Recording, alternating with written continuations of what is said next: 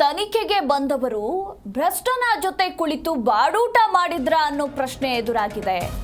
ಸಾಮಾಜಿಕ ಜಾಲತಾಣದಲ್ಲಿ ವೈರಲ್ ಆಯಿತು ಬಾಡೂಟದ ದೃಶ್ಯ. ಮಂಡ್ಯದ ನಾಗಮಂಗಲ ಪಟ್ಟಣದಲ್ಲಿ ನಿನ್ನೆ ನಡೆದಿರುವಂತಹ ಘಟನೆ ಇದು.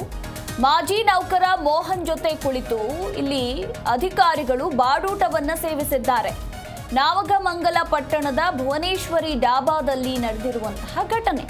ಸರ್ಕಾರಿ ಆಸ್ಪತ್ರೆಯಲ್ಲಿ ಬರೋಬ್ಬರಿ 83 ಲಕ್ಷ ನಕಲಿ ಬಿಲ್ ಮಾಡಿರೋ ಆರೋಪ ಕೇಳಿ ಬಂದಿದ್ದು, ಈ ಕುರಿತು ಸಾಮಾಜಿಕ ಹೋರಾಟಗಾರ ದಾಖಲೆ ಸಮೇತ ಆರೋಪವನ್ನ ಮಾಡಿದ್ರು. ಅದಾದ್ಮೇಲೆ ಈ ಬಗ್ಗೆ ಎಚ್ಚೆತ್ತ ಜಿಲ್ಲಾ ಆರೋಗ್ಯ ಇಲಾಖೆಯ ಡಿಎಚ್ಒ ಪ್ರಕರಣದ ತನಿಖೆಗೆ ಆದೇಶವನ್ನ ಮಾಡಿದ್ರು. ಹೀಗಾಗಿ ಈ ಸಂಬಂಧ ಜಿಲ್ಲಾ ಸರ್ವೇಕ್ಷಣದ 6 ಜನರ ಅಧಿಕಾರಿಗಳ ತಂಡ ತನಿಖೆ ಮಾಡಿ ವರದಿ ಕೊಡಲು ಸೂಚಿಸಿದ್ರು. ಇನ್ನು 3 ದಿನಗಳ ಕಾಲ ಈ ಬಗ್ಗೆ ತನಿಖೆ ನಡೆಸಿ ವರದಿ ನೀಡಲು ಇತ್ತ ಅಧಿಕಾರಿಗಳು ಪಟ್ಟಣಕ್ಕೆ ಆಗಮಿಸಿದ್ರು. ಈ ವೇಳೆ ಭ್ರಷ್ಟಾಚಾರದ ಪ್ರಕರಣದ ಪ್ರಮುಖ ವ್ಯಕ್ತಿ ಮಾಜಿ ನೌಕರ ಮೋಹನ್ ಜೊತೆಯೇ ಡಾಬಾದಲ್ಲಿ ಕುಳಿತುಕೊಂಡು ಈ ಅಧಿಕಾರಿಗಳು ಬಾಡೂಟವನ್ನ ಸೇವಿಸಿದ್ದಾರೆ.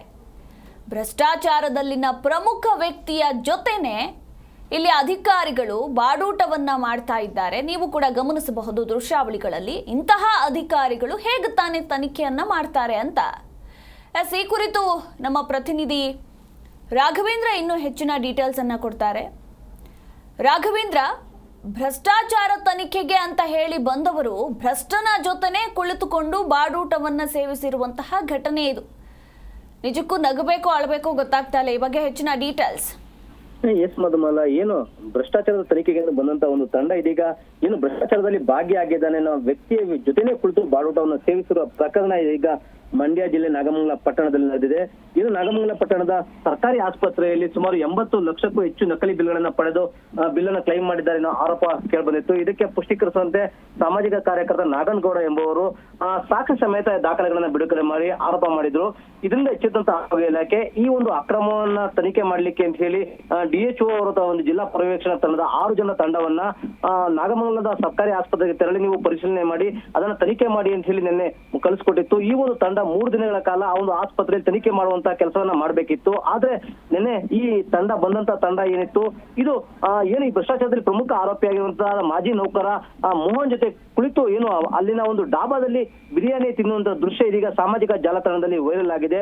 ನಿನ್ನೆ ಮಧ್ಯಾಹ್ನ ಇವರು ಆತನ ಜೊತೆ ಕುಳಿತು ಏನು ಡಾಬಾದಲ್ಲಿ ಕುಳಿತು ಮದ್ಯವನ್ನು ಸೇವಿಸ್ತಾ ಬಿರಿಯಾನಿ ತಿಂತಿರುವಂತಹ ದೃಶ್ಯಗಳು ಸಾಮಾಜಿಕ ಜಾಲತಾಣದಲ್ಲಿ ವೈರಲ್ ಆದ ಬಳಿಕ ಇದೀಗ ಸಾರ್ವಜನಿಕರಲ್ಲಿ ಒಂದು ಪ್ರಶ್ನೆ ಮೂಡುತ್ತಿರುವಂತದ್ದು, ಏನು ಈ ಅಧಿಕಾರಿಗಳು ತನಿಖೆಗೆ ಬಂದಂತ ಅಧಿಕಾರಿಗಳೀಗ ಭ್ರಷ್ಟಾಚಾರದ ಆರೋಪ ಇರುವಂತಹ ವ್ಯಕ್ತಿ ಜೊತೆ ಕುಳಿತು ಹೀಗೆ ಏನು ಬಿರಿಯಾನಿ ತಿನ್ನೋದು ಎಷ್ಟು ಸಮಂಜಸ, ಇದರಿಂದ ನ್ಯಾಯಸಮ್ಮತ ತನಿಖೆ ಆಗುತ್ತಾ ಅನ್ನೋ ಆರೋಪವನ್ನ ಮಾಡ್ತಿದ್ದಾರೆ. ಜೊತೆಗೆ ಸಾಕಷ್ಟು ಇದು ಕೂಡ ವೈರಲ್ ಆಗ್ತಿರೋದ್ರಿಂದ ಸಾಕಷ್ಟು ಒಂದು ಆರೋಪ ಕೂಡ ಕೇಳಿ ಬರ್ತಿದೆ. ಈ ಅಧಿಕಾರಿಗಳು ಕೂಡ ಈತನೊಂದಿಗೆ ಶಾಮೀಲಾಗಿದ್ದಾರೆ ಅನ್ನೋ ಆರೋಪ.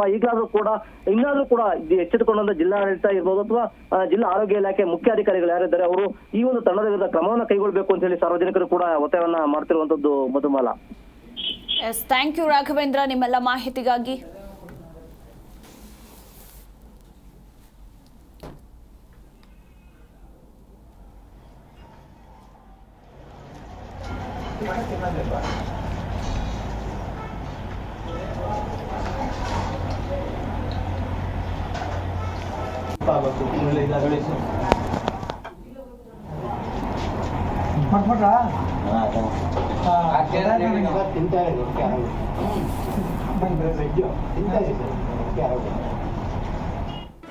ಜಿ ಕನ್ನಡ ನ್ಯೂಸ್ ಈಗ ನಿಮ್ಮ ಮನೆಯಲ್ಲೇ ನೋಡಿ.